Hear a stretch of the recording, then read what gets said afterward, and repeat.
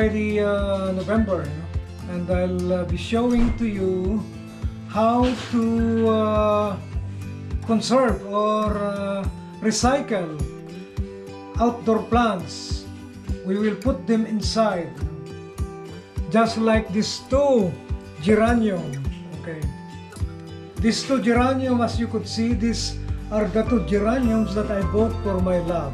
Okay, yeah, you see that there are plants that are weathered now, even though we have entered this, we put this inside, you know, a couple of weeks ago, you know? Right.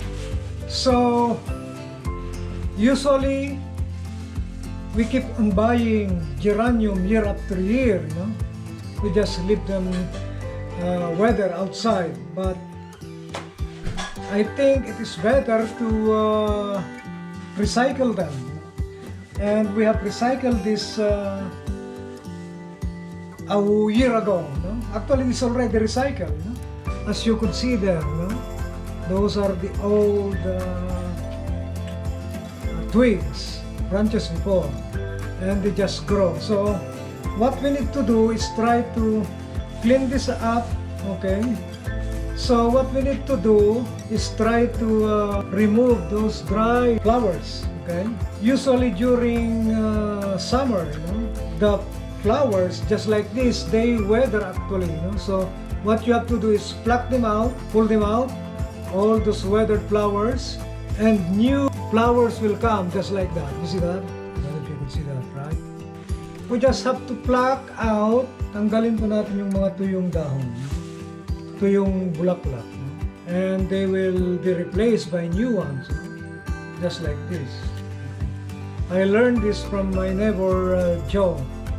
Yung mga leaves na to, no? We have to remove them so that new fresh leaves will grow.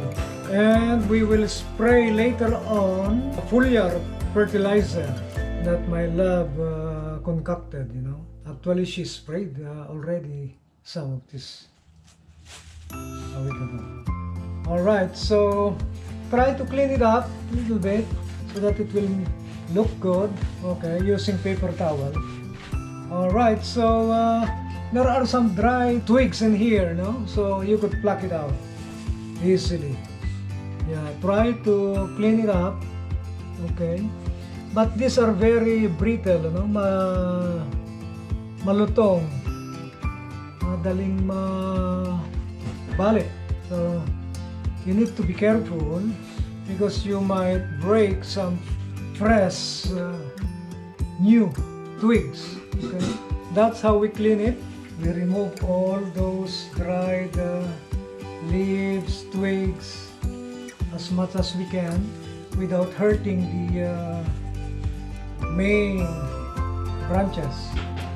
Okay, so as you could see here, those are the old branches, okay, main branch, but and you could see that there are growing new leaves over there, right? Could you see there? Yeah. Okay, so they are growing there. Okay, but if we will be leaving this outside no more, it will not survive. All right, so actually my lab sprayed some foliar already before here. The same thing what we will do here, no? Pluck out those dried flowers so that new one will come out. This is still good, you see that? And later on this will weather. They don't actually last very long. It will last for a week or so, a couple of weeks I think. We just have to clean it up, you know, a little bit.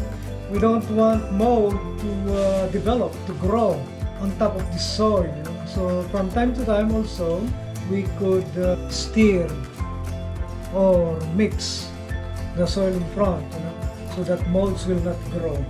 Actually, we could use this, you know. We could use this broken scissor, old one, to cultivate it a little bit, you know. Because if we don't, then molds will grow there. We don't want molds, you know, to grow. Alright, guys. Here are two pots of geranium also. Right, one red and one pinkish. This was these two were given to us by one of our very good friend, Lorna, one of the best friend of my love. So she gave it, she brought it here. So because she knows that we have indoor garden, so we used to maintain indoor plants inside. And even though actually this is more of outdoor plants, but we want to recycle this, Well, she has lots. Yeah. She brought it in Hazelden and she gave 2 to me. Yeah. She has plenty of this actually. Because usually during spring, when springtime comes, and all these greenhouses growing a lot of veggies and flowering plants, Home Depot, Canadian Tire, Superstore, they have plenty of sale, and you could choose it. They're not really that much expensive now, of course. If you turn that to dollar, also 30 pesos. Yeah. So yes, okay. We'll just have to clean it up. Actually, just like this, guys, I'll show you if I could take a closer look. As you could see there, right? These are already weathering. That's the one that we are removing, so that we will introduce new buds. Okay, so that's the secret of this geranium. So the more you are taking care of this, the more they will bloom. So yeah, just pluck it out because they are already weathering. So new buds will grow here. You see that? New buds. So you just have to pick out those old petals, so that the young buds will not be hindered. Hindi siya mahadlangan, Ayan. Look at that, right?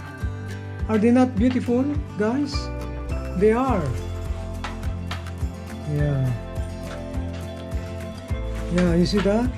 They are weathering. So, yes, we will clean them up, remove them, so that, new batches of fresh flowers. Okay, it's good for eyes, but we usually don't eat this. And even vegetable, they have flowers too, right? Like the squash, and attracts a lot of bees and even wasps. So guys, some of those flying looks like fly. They are not actually fly, they are wasps. When we do our video outside and wait outside. Just like one of my nephew, Abel, noticed. Those actually are not flies, they are wasps.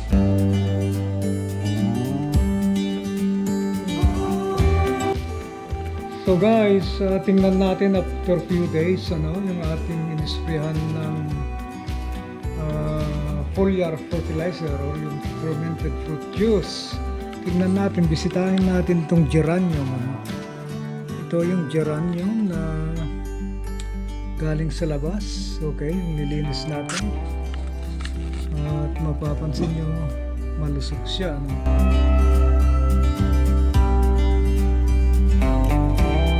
And at night, guys, you see, we use this LED light.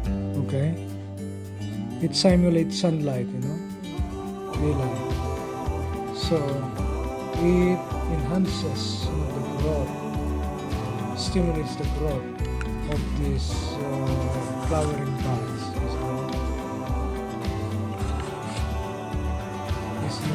ever since we have cleaned this one, you see, there are new petals that are weathering, you see. So that should be replaced. But usually it lasts very long, right? And you see there are some replacement now in here. You see new buds coming out. Look at that, eh? Those. Just because we spray them with fermented fruit juice. Yeah.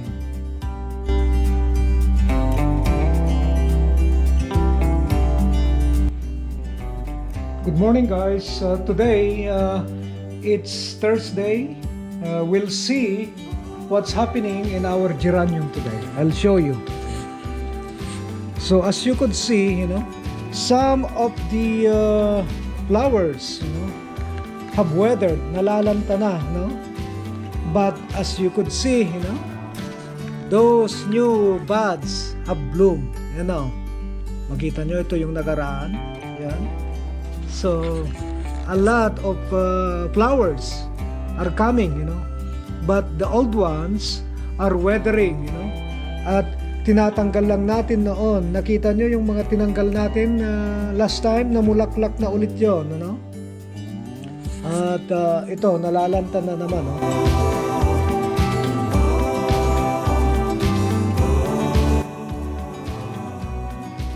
So guys, I would like to give you an update in our geranium, okay? This is the geranium that we have recycled and I have just cleaned, okay? So they are growing healthy, okay? I just cut some of the dried leaves and we watered it with Foliar fertilizer. Yeah. So yes, this is the update, guys. You could see there's still some flowers, okay? And new buds coming out, okay? Because we are spraying Foliar fertilizer. Yeah, you see that? So all of them are still flowering and new ones are coming actually. All right, all of them, even that one there, you see that young one. And my lab is propagating new geranium. She cut some geranium over there, and as you could see, I'll show you here. Yeah, there, look at that, You see, geranium flowers are very colorful. Alright, so if you like our video, please comment, like, and share, and do subscribe, okay? We know that, we are, our mission is to help many people, and because we are motivated by those bloggers like Tekram, Harabas, Fishing Brothers, Kabugto, Dixie Spidey, Angry Syrian Wanderer, Becoming Filipino, even Volvo in action, Rapid Tool Production. So, yeah, help us qualify, guys, so that we could help also. Alright, bye for now.